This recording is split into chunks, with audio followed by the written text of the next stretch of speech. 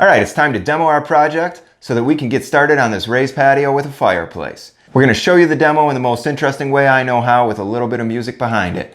And then we'll rewind back to the start and explain to you what they had, why it wasn't working, and throw some overlays on the screen to explain to you what we're going to do to solve their problems and accomplish their goals.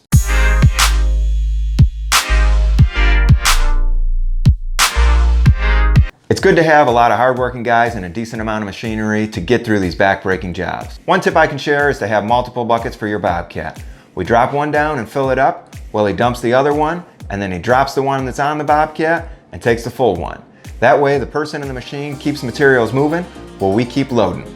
Another good tip, if you have an extra machine, we've got some forks on this mini machine just to break up the interlocking pavers. This patio might be old, it may have shifted over time, but those pavers are still in there pretty darn solid. And if you can get them up with the forks on a machine instead of a pickaxe, it's a heck of a lot easier.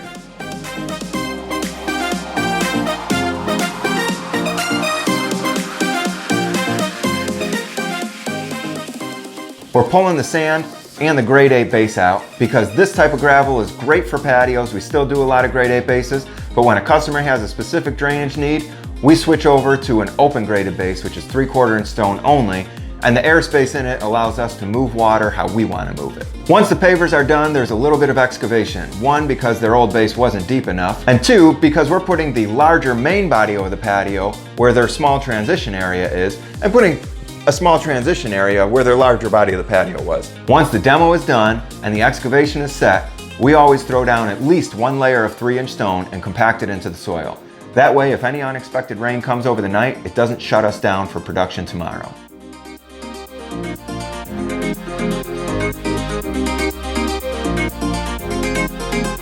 All right, time to back this thing up and talk about what they had and what they're gonna have.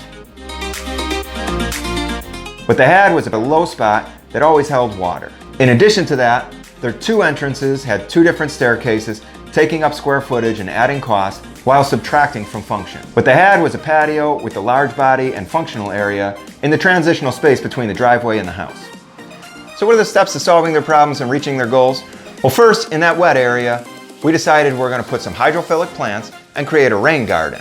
We're going to move the large body of the patio into the main part of the yard so all their main function can be in the main part of the yard. Kind of makes sense to us. Then in the transitional space in between their driveway and the main body of the patio, we're going to have a little transitional walkway so that you could get from one area to the next. That whole patio is going to be raised up with retaining walls with an open grade base underneath it so that any excess water that would have pooled before can move and be stored underneath this patio until a drier time where the plants can actually use it, allowing all of the site's water to stay on site and be used appropriately without hindering this client's ability to use their space the way that they want to. Finally, there's going to have to be a staircase from the transitional space up into the main body of the patio, but that's only one staircase, and before they had two, one at each entrance. This is going to save cost and increase function.